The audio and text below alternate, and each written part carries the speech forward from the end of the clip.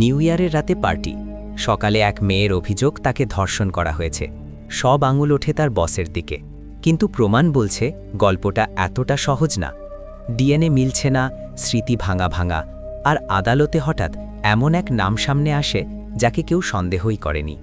শেষ 5 মিনিটে এমন কিছু ঘটে যা পুরো কাহিনী বদলে দেয়। তাহলে চলো আর বেশি কথা না বলে চলে যাই মূল গল্পে। নিউ ইয়ারের চারদিকে যখন সবাই আনন্দ উৎসবে মেতে আছে, ঠিক সেই সময় জয়ী নামের একটি মেয়ে মাতাল অবস্থায় একটি থানার সামনে এসে দাঁড়ায়। তাকে ওভাবে দাঁড়িয়ে থাকতে দেখে এক পুলিশ অফিসার এগিয়ে এসে জিজ্ঞাসা করেন তার সমস্যা কী। জয়ী জানায় সে কোনো পুরুষ পুলিশের সাথে কথা বলবে না, তার একজন লেডি অফিসার প্রয়োজন। পুলিশ অফিসার তাকে জানান যে থানায় একজন লেডি অফিসার আছেন, তবে তিনি বড়বাবুর সাথে ডিউটিতে বাইরে গেছেন। তাকে পাশের একটি টেবিলে অপেক্ষা করতে বলা হয়। সেখানে বসে থাকার সময় হাজতে থাকা আসামিরা জয়ীকে দেখে নোংরা মন্তব্য এবং ইফটিজিং করতে শুরু করে। কিছুক্ষণ পর লেডি অফিসার ফিরে এলে জয়ীকে অন্য একটি রুমে নিয়ে যাওয়া হয় এবং তদন্তের স্বার্থে ক্যামেরা অন করা হয়।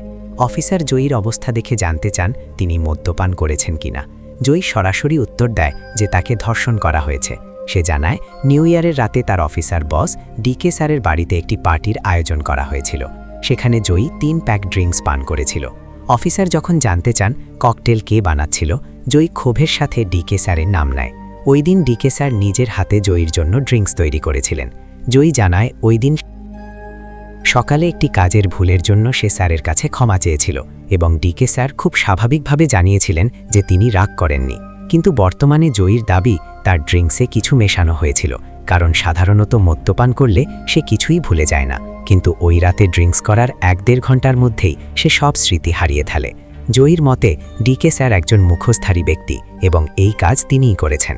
অফিসার তখন জয়ীর অফিসের ব্যাকগ্রাউন্ড সম্পর্কে জানতে চান। অতীতে দেখা যায় অফিসের অন্যতম ঊর্ধ্বতন কর্মকর্তা রাজদীপ জয়ী তার কাজের জন্য তাকে পুরস্কৃত করেছেন।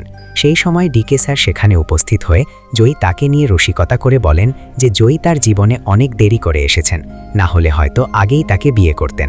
জয়ী তখন বেশ কড়াভাবেই উত্তর দেয় যে সেলিব্রেট করার জন্য তার বন্ধুবান্ধব আছে এবং ডিকে স্যার তার কাছে একজন অভিভাবক বা বড় ভাইয়ের মতো, তাই তার সাথে সেলিব্রেট করা সম্ভব নয়।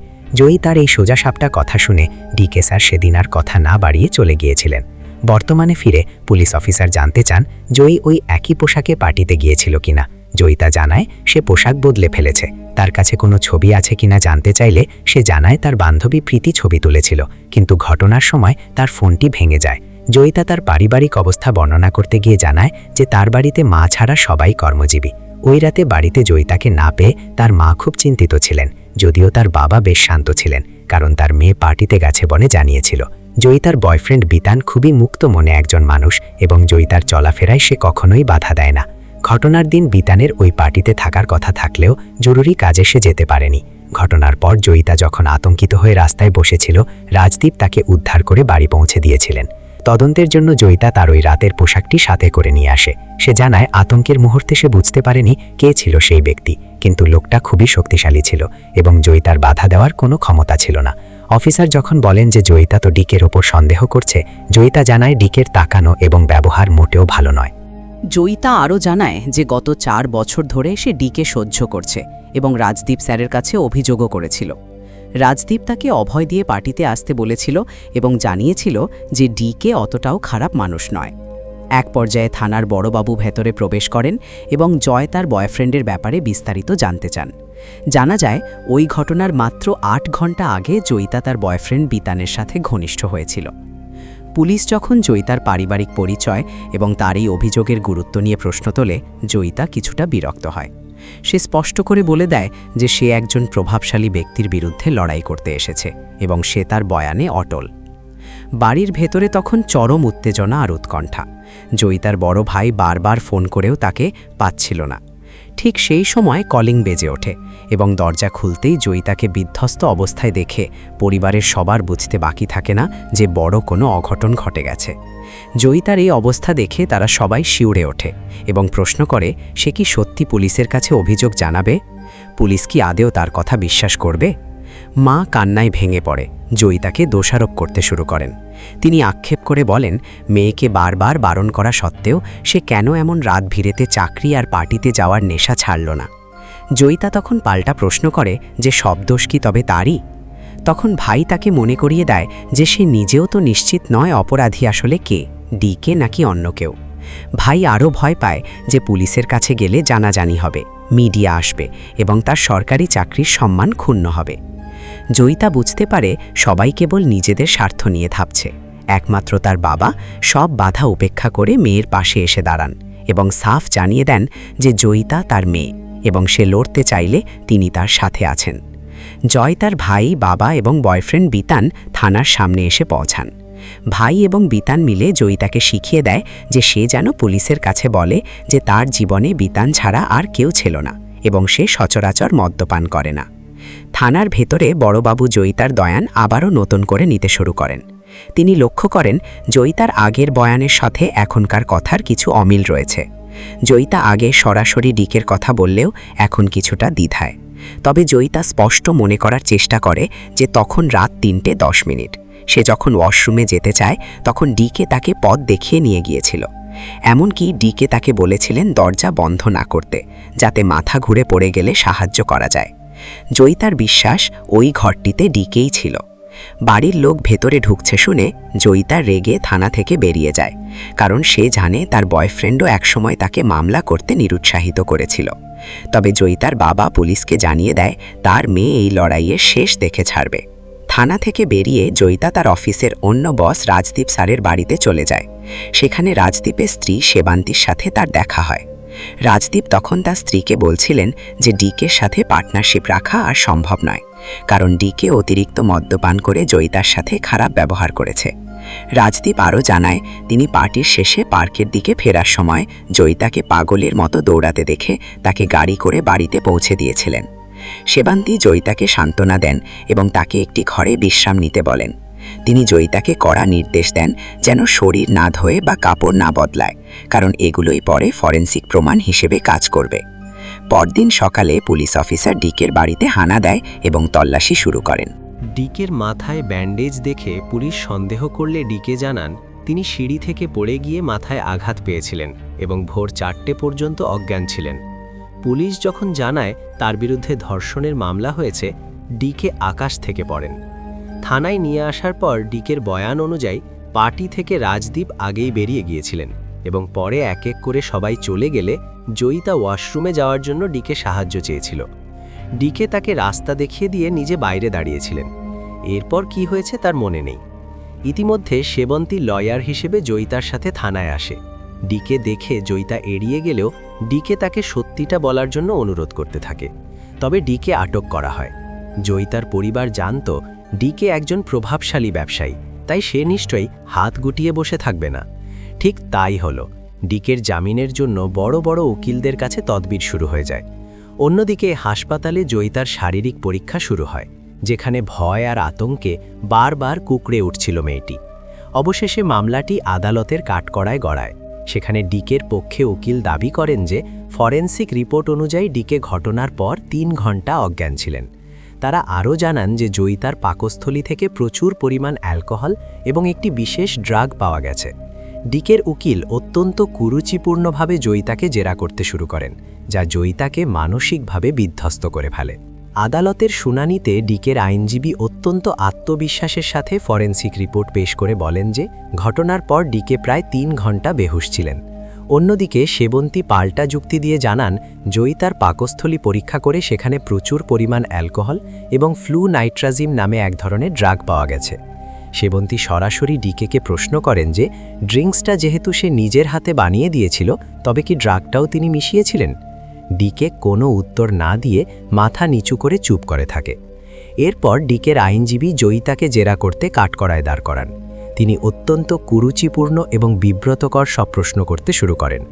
আইনজীবী জয়িতাকে খোঁচা দিয়ে বলেন যে ডিকে যখন তাকে জড়িয়ে ধরে দোতলার ওয়াশরুমে নিয়ে যাচ্ছিল, তখন তিনি কেন চিৎকার করেননি বা নিজেকে ছাড়ানোর চেষ্টা করেননি। জয়িতা কান্নায় ভেঙে পড়ে আর বলেন যে তার কিছুই মনে নেই। উকিল আরও নিচ স্তরে নেমে প্রশ্ন করেন যে ঘটনা কি দাঁড়িয়ে দাঁড়িয়ে ঘটেছিল নাকি মেঝেতে ফেলে। এমন সব অশ্লীল প্রশ্নের কারণে লজ্জায় জয়িতার দাদা ও ভাই আদালত কক্ষ থেকে বেরিয়ে যান। উকিল জয়িতার স্মৃতিশক্তির ওপর সন্দেহ তৈরি করতে তাকে ওয়াশরুমের রং বা তোয়ালের রং নিয়ে প্রশ্ন করেন। জয়িতা ভুল উত্তর দিলে উকিল উপহাস করে বলেন যে যেই মেয়ে সাধারণ জিনিসের রং মনে রাখতে পারে না, সে কি করে নিশ্চিত হয় যে আসামি ডিকে? এমনকি ফরেনসিক রিপোর্টে জয়িতার শরীরে ডিকের ডিএনএ বা বীর্য পাওয়া যায়নি, বরং অন্য এক ব্যক্তির অস্তিত্ব পাওয়া গেছে। ডিকের শরীরেও কোনো ধস্তধস্তি চিহ্ন নেই। এই সব যুক্তিতে জয়িতার কেসটা দুর্বল হয়ে পড়ে এবং সে মানসিকভাবে পুরোপুরি ভেঙে পড়ে। বাড়ি ফেরার পথে জয়িতার হঠাৎ একটি পাথরের আংটির কথা মনে পড়ে। সেবন্তীকে বলে এমন একটি আংটি সে ডিকের হাতে দেখেছিল, কিন্তু সেবন্তী তাকে অবাক করে দিয়ে জানায় যে এই একই ধরনের আংটি রাজদীপের হাতেও থাকে, কারণ ডিকে নিজে তাকে এটি উপহার দিয়েছিলেন। সেবন্তী রাতে বাড়ি ফিরে গোপনে তার স্বামী রাজদীপের হাত পরীক্ষা করে দেখেন, কিন্তু সেখানে আংটিটি ছিল না। এর মধ্যে জয়িতার আরও কিছু আবছা স্মৃতি মনে পড়তে থাকে। সে লক্ষ্য করে ডিকে ধূমপান করেন না, অথচ সেই রাতে ওয়াশরুমে স্পষ্টভাবে একটি লাইটারের মিউজিক এবং শব্দ শুনতে পেয়েছিল সে। দ্রুত সেবন্তীকে ফোন করে বিষয়টি জানায়। সেবন্তী তাকে দেখা করতে বলেন। জয়িতা আরও মনে করার চেষ্টা করে যে সেখানে একটি ভাল্লুকের মুখোশ ছিল এবং লোকটির হাতে একটি ঘড়ি ছিল, তবে ঘড়ির সময় এবং জয়িতার বেরিয়ে আসা সময়ের মধ্যে বড় ধরনের একটা গোলমিল ছিল। সেবন্তী বুঝতে পারেন ডিকের সাথে জয়িতার কোনো ফরেনসিক প্রমাণ না থাকা সত্ত্বেও কেন জয়িতা তাকেই দোষী ভাবছে। পুলিশ হয়তো কোনো বড় প্রমাণ গোপন করছে, অথবা ইচ্ছেকৃতভাবে এভিডেন্স ট্যাম্পার করার চেষ্টা করছে। জয়িতার স্মৃতিগুলোকে আরও স্পষ্টভাবে উদ্ধার করার জন্য সেবন্তী তখন মণি নামে একজন বিশেষজ্ঞের শরণাপন্ন হওয়ার সিদ্ধান্ত নেন।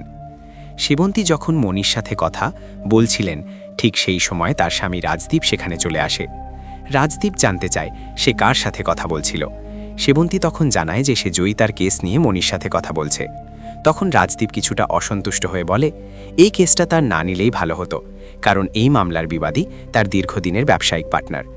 সেবন্তী দৃঢ়ভাবে উত্তর দেয় যে যদি ডিকে কোনো ভুল না করে থাকে তবে সে অবশ্যই মুক্তি পাবে।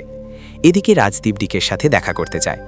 রাজদীপ তাকে বলে যে তারা 2011 সাল থেকে একসাথে ব্যবসা করছে, আর এমন একটা অভিযোগ ওঠায় সে লজ্জিত। ডিকে আত্মবিশ্বাসের সাথে জানায় যে সে নির্দোষ এবং কোনো অন্যায় করেনি। রাজদীপ পাল্টা যুক্তি দেয় যে অভিযোগের সত্যতা যাই হোক, এই ঘটনায় অফিসের স্টাফদের কাছে তার সম্মান নষ্ট হচ্ছে। অন্যদিকে জয়িতা তার ভাইয়ের সাথে কথা বলে। তার ভাই জানায় যে ফরেনসিক রিপোর্ট ছাড়া জয়িতার বয়ানের সাথে মেলানোর মতো কোনো শক্ত প্রমাণ তারা পাচ্ছে না। তবে জয়িতা আত্মবিশ্বাসী যে এই মামলা সে জিতবে। সেবন্তী জয়িতাকে নিয়ে মনোরোগ বিশেষজ্ঞ মণির কাছে যায়। মণি একটি মনস্তাত্ত্বিক পরীক্ষা করার সময় জয়িতাকে বোঝান যে অনেক স্মৃতি আমাদের অবচেতন মনে রয়ে যায়, যা সজ্ঞানে মনে পড়ে না, কিন্তু মাঝে মাঝে ফিরে আসে।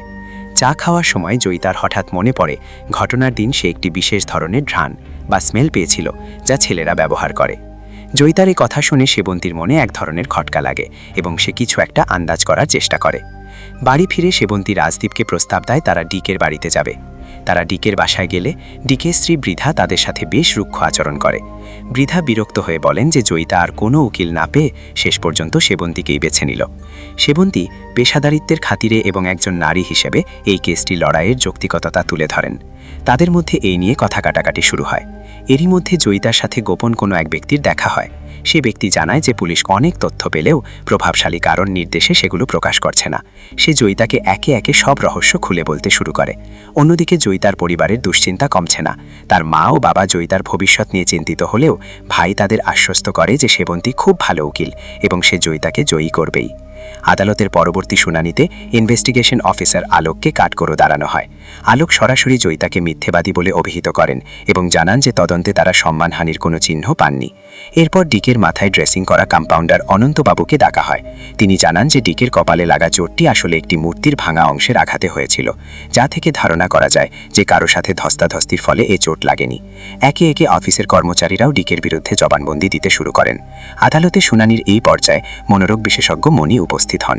ডিকের উকিল দাবি করেন যেহেতু তার মক্কেলের বিরুদ্ধে কোনো শক্ত প্রমাণ নেই, তাই তাকে জামিন দেওয়া হোক, কিন্তু সেবন্তী এতে তীব্র আপত্তি জানান এবং মণিকে কাঠগড়ায় ডাকেন।